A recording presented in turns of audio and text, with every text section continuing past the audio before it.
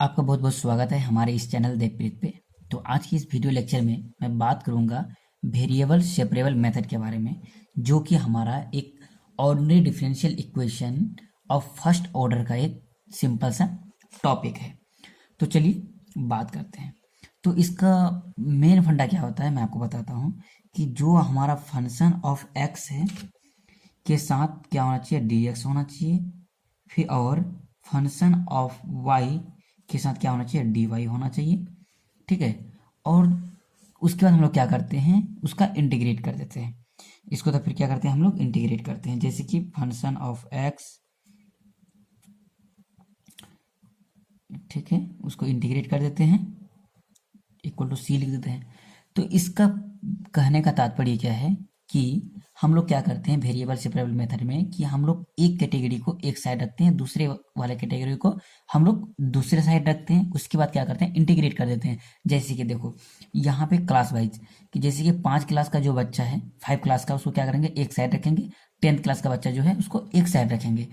उसके बाद दोनों को क्या करेंगे, अलग अलग टास्क दे देंगे। उसी तरह से ये क्या यहाँ पे क्या होता है कि जो हमारा एक्स वाला टर्म जो होता है हम उसको एक साइड रखते हैं और वाई वाला टर्म को एक साइड रखते हैं, सेपरेट कर देते हैं। उसके बाद हम क्या करते हैं, उसका इंटीग्रेट कर देते हैं। बस इसी का नाम क्या है, हम लोग इसी मेथड को हम लोग क्या बोल देते हैं, वेरिएबल सेपरेबल मेथड। इसके लिए क्या होना चाहिए कि आपका जो इंटीग्रेशन होना चाहिए वो बहुत ही स्ट्रांग होना चाहिए, मतलब कि सब बेसिक क्लियर होना चाहिए। तो चलिए मैं एक एग्जांपल लेता हूं जिसके थ्रू मैं आपको वेरिएबल सेपरेबल मेथड समझाने का कोशिश करता हूं। तो जैसे कि एक एग्जांपल मैं लेता हूँ यहाँ पे।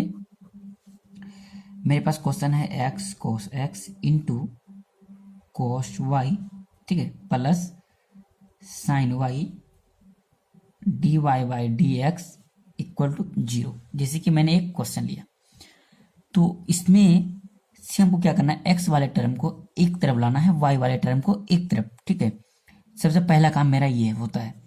तो देखो क्या करेंगे हम लोग, x cos x into cos y equal to, जो प्लस वाला है उधर कर देंगे, माइनस कर देंगे, sine y d y upon d x. अब देखना है क्या कि देखो ये जो वाई वाला टर्म है उसको उस साइड कर देंगे और एक्स वाला टर्म को जितना भी है हम लोग इस साइड लेके आ जाएंगे। जैसे कि एक्स कोस एक्स, जैसे यहाँ पे डी एक्स है इस साइड में और डिवाइड में इधर लाएंगे तो क्या हो जाएगा, हमारे पास मल्टीप्लाई में हो जाएगा। ओके, उसी तरह से माइनस साइन वाई, ये इधर मल्टीप्लाई में है, इधर आएगा क्या हो जाएगा, हमारा डिवाइड में आ जाएगा, cos y d y. I hope आपको समझ में आ गया होगा। अब क्या करेंगे, इसको थोड़ा सा सेपरेट कर देते हैं कि देखने में थोड़ा अच्छा लगे। देखो sine y upon cos y, आपको पता है sine theta upon cos theta tan theta होता है, तो हम लोग इसको लिख सकते हैं tan y d y. Okay, अब हम लोग यहाँ पे क्या करेंगे, देखो पहला काम क्या था कि हम लोग को एक्स वाले टर्म को एक साथ करना है, वाई वाले टर्म को एक साइड करना है। उसके बाद क्या करना है, इंटीग्रेशन कर देना। जैसे कि x cos x d x equal to minus 10y d y. अब देखो यहाँ पे जो आपका इंटीग्रेशन यदि मजबूत है तो आपको तुरंत पता चल जाएगा कि यहाँ पे कौन सा फॉर्मूला लगना है। तो देखो यहाँ पे कौन सा फॉर्मूला लगेगा, u इंटू भी का फॉर्मूला लगेगा।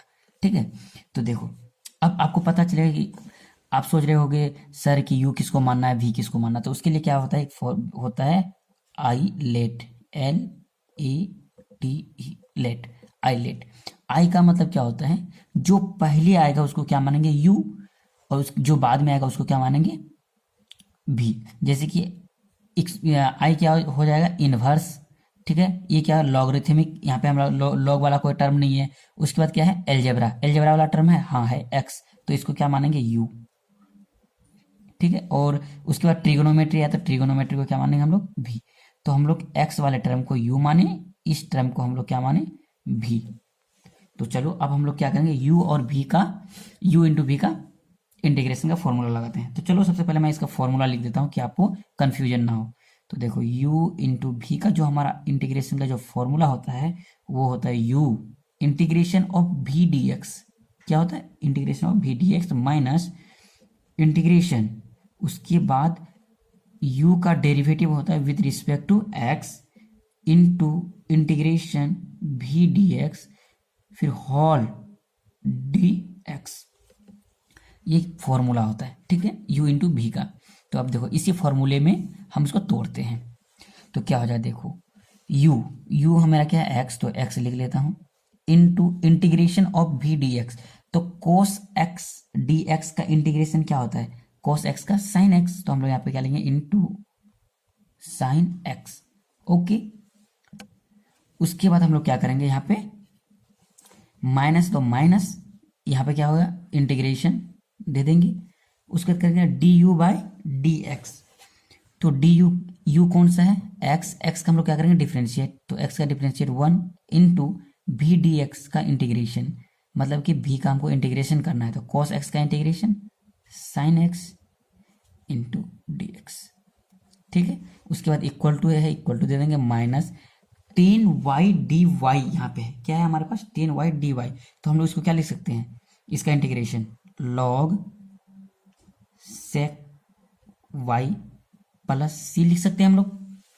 अब हम लोग देखो क्या करेंगे यहाँ पे कि x इंटू साइन एक्स, इसका इंटीग्रेशन क्या हो जाएगा, देखो साइन एक्स का इंटीग्रेशन क्या होता है माइनस कॉस एक्स, तो माइनस माइनस क्या हो जाएगा plus cos x equal to, अब देखो हम लोग इसको थोड़ा सेपरेट कर देते हैं, तो माइनस है तो माइनस लॉग सेक एक्स को क्या लिख सकते हैं 1 upon cos x, cos y लिख सकते हैं, सेक वाई को 1 अपॉन कोस वाई प्लस सी, ठीक।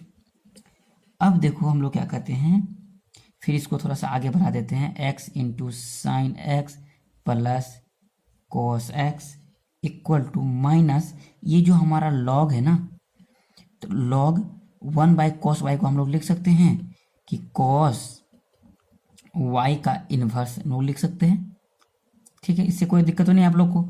उसके बाद देखो जब ये लॉग का टर्म है तो हम लोग क्या करेंगे, इसको भी नहीं तो लॉग का टर्म में ले सकते हैं, कोई बात नहीं लेते हैं क्योंकि मेरा टोटल लॉग का टर्म में नहीं है, तो यहाँ पे इसको सी ले लेता हूँ। उसके बाद हम लोग क्या करूँगा, यहाँ पे x sign x plus cos x, तो यहाँ पे देखो इक्वल टू क्या हो जाएगा, ये माइनस इधर आ जाएगा, क्या हो जाएगा, जिसे पावर में माइनस 1 है तो माइनस क्या हो जाएगा आगे तरफ आ जाएगा, तो क्या हो जाएगा हमारे पास लॉग कॉस वाई प्लस सी, ये हमारा क्या हो गया आंसर।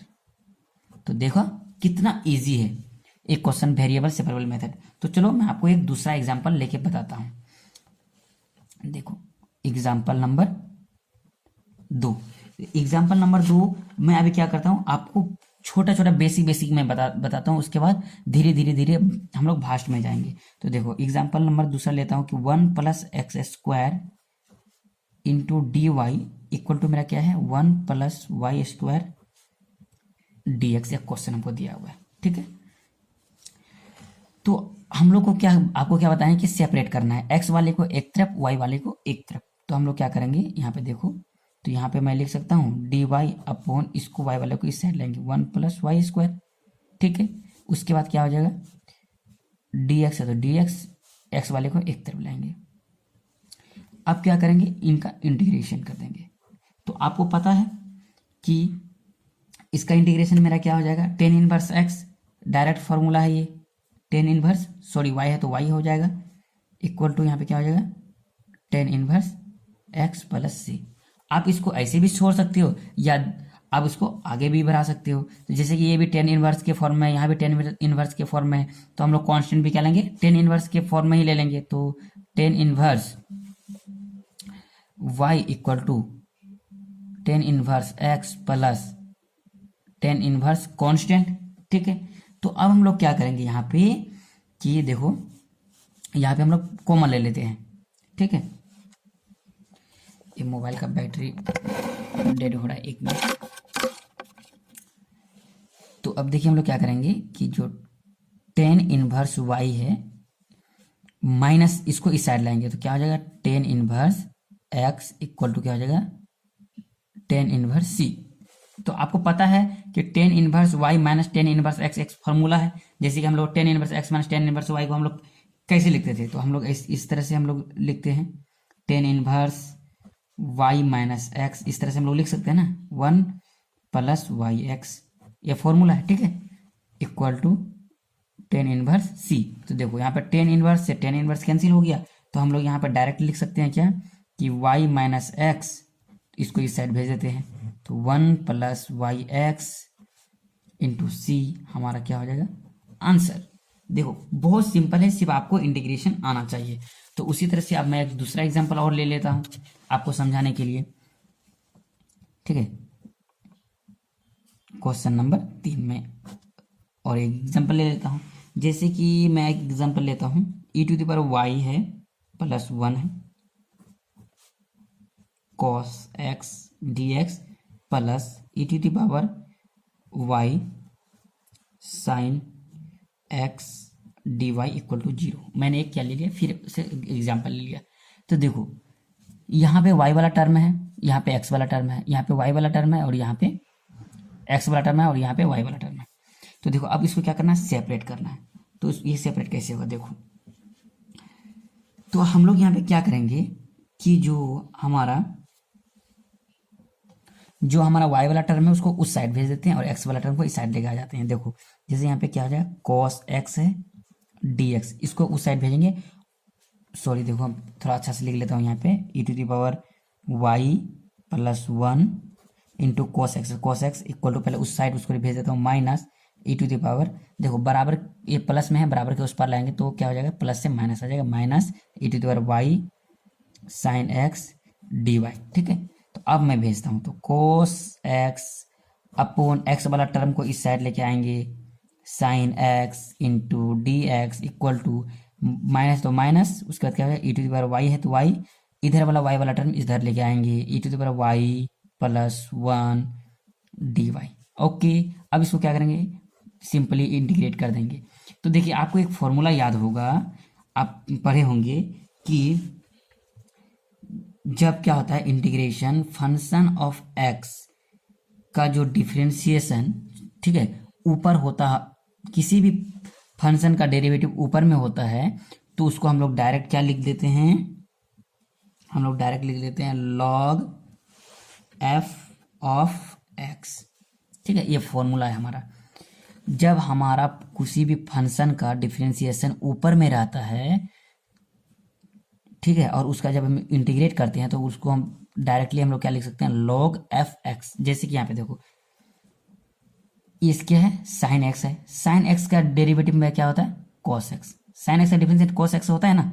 तो देखो यहाँ पे क्या है, एफ एक्स का डेरिवेटिव ऊपर में है, तो इसलिए हम लोग इसको लिख क्या सकते हैं, लॉग, फॉर्मूला के हिसाब से लॉग साइन एक्स लिख सकते हैं। उसी तरह से इक्वल टू माइनस, देखो यहाँ पे e to the power x का फिर डिफरेंशिएशन क्या है, e to the power y. जैसे कि देखो e to the power y plus 1 का हम लोग, यदि हम लोग क्या करेंगे, विद रिस्पेक्ट टू एक्स हम लोग क्या करेंगे, इसको डेरिवेटिव करेंगे, ठीक है, d y by d x इसका निकालेंगे, तो क्या हो जाएगा, e to the power y का e to the power y हो जाएगा, प्लस कॉन्स्टेंट का क्या होगा, 0।